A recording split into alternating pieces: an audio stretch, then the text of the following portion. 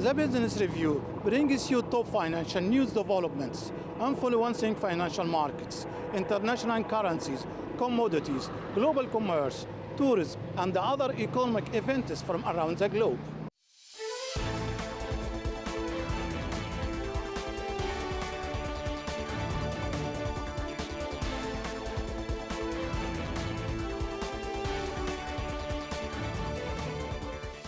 Helped by developing technologies like the 5G network and the Internet of Things, IoT, Chinese display screen makers have launched a variety of products that challenge traditional perceptions in China. At the exhibition hall of leading Chinese display manufacturer BOE Technology, various flexible and foldable screens are on display. Besides consumer electronic products, screen displays for vehicles have become a driving force for auto manufacturers. Multi-screen systems that can be linked together are now a focal point for the development of interactive display screens within the auto industry worldwide. The Nomi screen, a collaborative product from the BOE and Chinese automobile manufacturer NIO, is one example. Cheng Feng, the executive president of NIO, said there are 5 screens in the vehicle, including one central control screen, one heads-up display, HUD, and the central area, adding that the screen can provide interactive information and people can use many car-related functions such as navigation and entertainment on the screen. Shen added that Nomi is not only a simple artificial intelligence system, but also an intelligent car partner. The China Logistics Prosperity Index rose to its highest level of the year, indicating an accelerated recovery of the logistics sector, according to the data released by the China Federation of Logistics and Purchasing on Wednesday. In particular, the express delivery volume hit a new record of the year in November. The China Logistics Prosperity Index rose 1.2 percentage points from a month earlier to 57.5% in November, with all sub-indexes remaining in the expansionary territory. In November, the Logistics Prosperity Index continued the trend of continuous recovery since March, reaching a new high of the year. In terms of different regions, industries and enterprises, the index maintained a stable and improved trend on the whole. Specifically, transport, storage, and postal services all maintained rapid growth, showing strong demand for logistics, which is attributed to active e-commerce activities. In addition, the utilization rate of logistics-related equipment has improved. Colombia, the world's leading producer of washed Arabica coffee, will seek to maintain its production and export levels in 2021 by taking advantage of the good performance of international prices, but does not plan to increase its harvest or the area planted. The South American country will end this year with the production of about 14 million bags and exports of between 12.5 and 13 million bags without major effects by the pandemic that forced an obligatory isolation of more than 5 months between March and August. Manager of the National Coffee Federation, Roberto Velez, said that the goal for next year is to raise productivity to 22 sacks per hectare from the current 19.5. Colombia closed 2019 with a production of 14.8 million bags, the best in the last 27 years due to increased productivity and good weather. Velez added Colombian coffees benefited from a demanding market that recognizes its quality and that during 2020 that has paid a premium of 50 cents above the reference price of the New York Stock Exchange, which allowed producers to pay debts and recover profitability.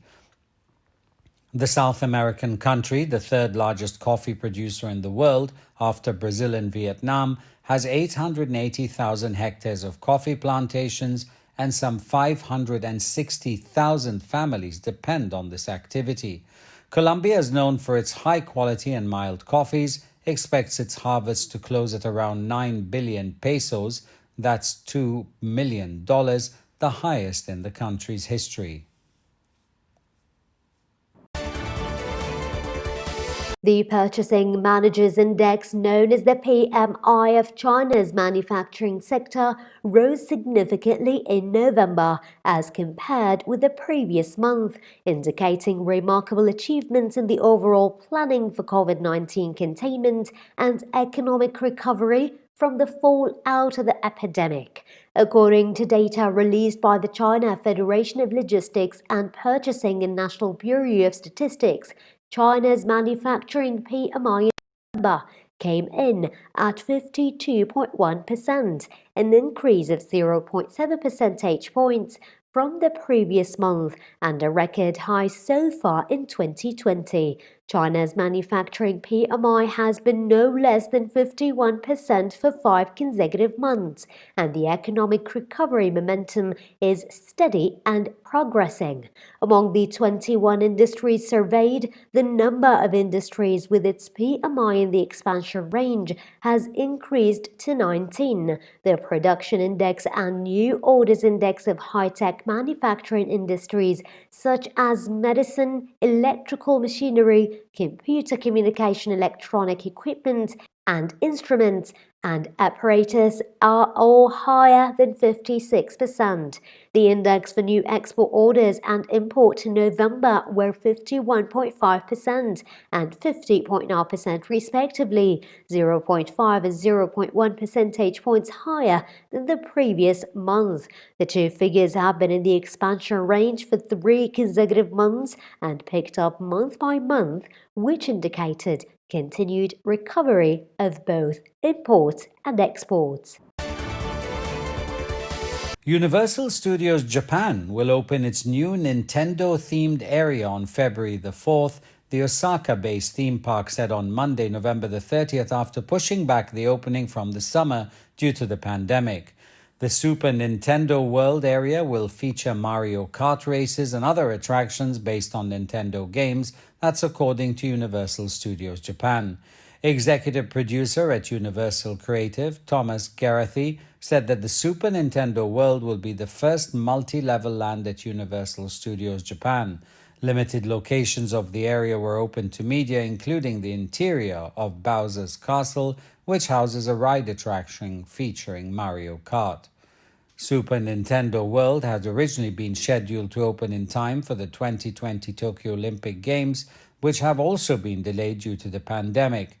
Universal Studios Japan is owned by Comcast Corporation. Chinese President Xi Jinping on Thursday said that China has completed the task of poverty alleviation as scheduled after 8 years of hard work at a leadership meeting which reviewed the summary and assessment report on poverty alleviation. The Chinese president hailed China's poverty alleviation endeavor as the biggest battle waged against poverty in human history when he presided over the meeting of the Standing Committee of the Political Bureau of the CPC Central Committee in Beijing. President Xi called the campaign a remarkable success, which has managed to eliminate absolute poverty and overall regional poverty and lift nearly 100 million poor people out of poverty. On the significance of China's victory on poverty alleviation, President Xi pointed out that it enabled the impoverished areas to take a completely new look, improved their development and living conditions, and raised the quality of life of the people in these areas.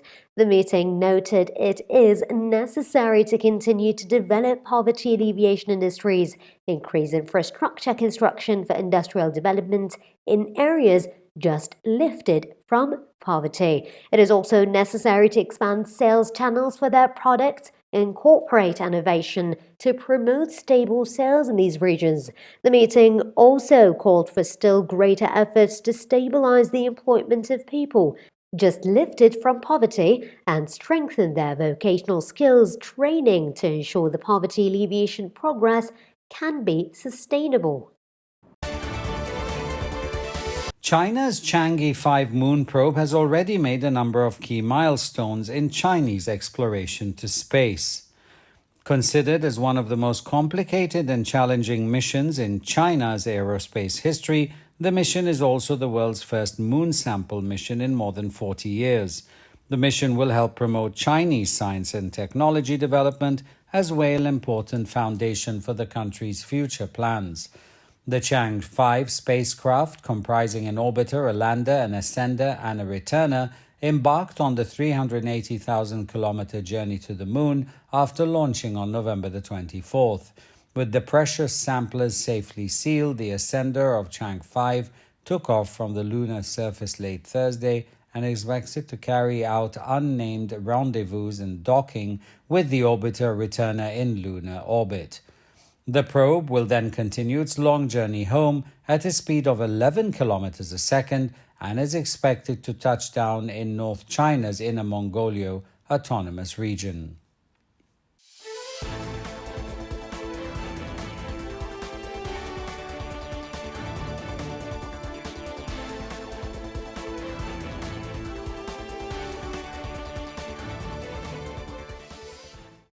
This brings us to the end of this episode of the Business Review. We hope to see you again tomorrow with news of stock markets, economic conferences, commodities, currencies, regional and international financial news, and much more.